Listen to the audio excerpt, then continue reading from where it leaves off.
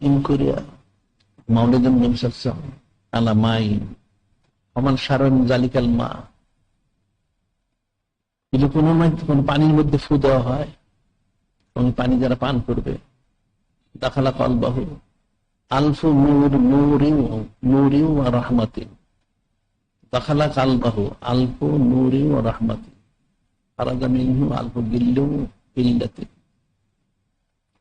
কোন পানিতে যদি সৈয়দুল আশি পালন করে মিলাদ শরীফ সালাত পেশ করে পাঠ করা দেওয়া হয়, ওই পানিটা যে পান করবে তার অন্তরের মধ্যে হাজার শত সহস্র হাজার নূর এবং রহমত মোবারক প্রবেশ করবেন সুবহানাল্লাহ।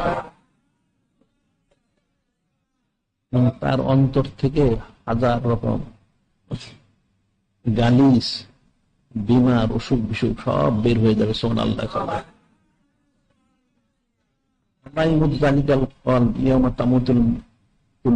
যখন সমস্ত অন্তরগুলি পেরেশান হবে, সে ইত্মিনান থাকবে সুবহানাল্লাহ।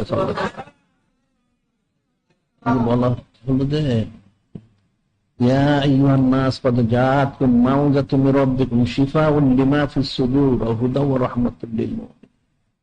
শিফা দান করবে, হেদায়েত দান করবে, তোমাদের দান করবে উনি। শিফা দান করবেন, হেদায়েত মোবারক দান করবেন এবং তোমাদের রহমত মোবারক দান করবেন। তিনি হচ্ছেন ফার রাসূলুল্লাহ খায়রুন হাফিজাও ওয়া হুয়া রাহমাতুল লিল আলামিন। এটা হাকিকতটা এই সমস্ত আমলের মধ্যে বর্ণনা করা হয়েছে সুবহানাল্লাহ।